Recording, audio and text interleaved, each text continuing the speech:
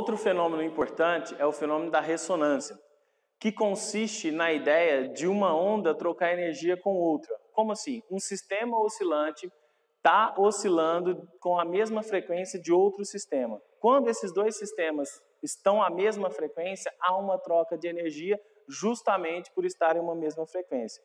Ou seja, resumindo, a ressonância é quando um sistema físico, um sistema oscilatório, ele vibra a uma mesma frequência que o outro.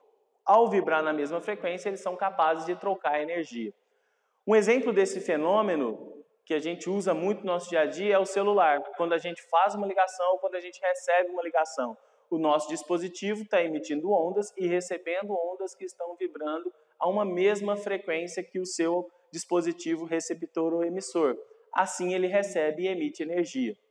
Um outro exemplo seria quando você está lá escutando o seu rádio e aí você sintoniza a estação de rádio. Ao sintonizar a estação de rádio, você está fazendo com que o receptor vibre a uma mesma frequência da estação de rádio em que você sintonizou. Então, fixe bem, o fenômeno da ressonância ele é caracterizado por dois sistemas oscilatórios estarem vibrando a uma mesma frequência, o que possibilita eles trocarem energia. A difração é a capacidade que uma onda tem de contornar obstáculos.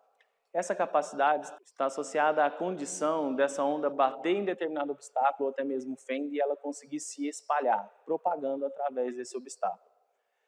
Agora você precisa ter muita atenção quanto ao tamanho do obstáculo e o tamanho do comprimento de onda desta onda. Por quê? Para esse fenômeno acontecer de uma maneira bem acentuada, é necessário que o comprimento de onda e o tamanho do obstáculo ou o tamanho da fenda sejam bem próximos, senão o fenômeno não acontece. Ou seja, a onda não consegue contornar o obstáculo. Um exemplo desse fenômeno é quando duas pessoas estão conversando e tem uma terceira pessoa do outro lado do muro. Essa terceira pessoa ela é capaz de escutar a conversa das outras duas pessoas. Por quê? Porque a onda sonora ela possui um comprimento de onda que tem um tamanho próximo do tamanho do muro, que é o obstáculo. Assim ela consegue contornar e a pessoa consegue escutar determinada conversa. Esse fenômeno ele também acontece com a luz, mas no caso do muro, a luz não consegue contornar esse obstáculo. Por quê? Porque a luz ela tem um comprimento de onda muito pequeno, muito inferior ao comprimento do muro, ao tamanho do obstáculo. Então não acontece.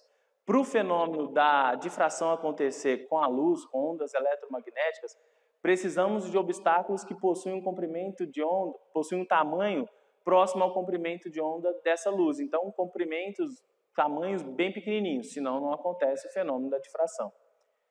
Então, fique atento à ideia do que é o fenômeno da difração. O fenômeno da difração é a capacidade que essa onda tem em contornar o obstáculo. Seja esse obstáculo uma fenda ou até mesmo um muro, uma parede, o que seja. Desde que esse obstáculo ou fenda tenha um tamanho próximo do tamanho de comprimento de onda da onda produzida. Pessoal, fiquem atentos ao texto que o Enem pode trazer para vocês. Você tem que ter a capacidade, você tem que ter um olhar crítico para olhar para esse texto, conseguir identificar características relacionadas aos fenômenos em que eu falei anteriormente. Identificando essas características, você terá a capacidade de poder marcar a alternativa correta com maior tranquilidade.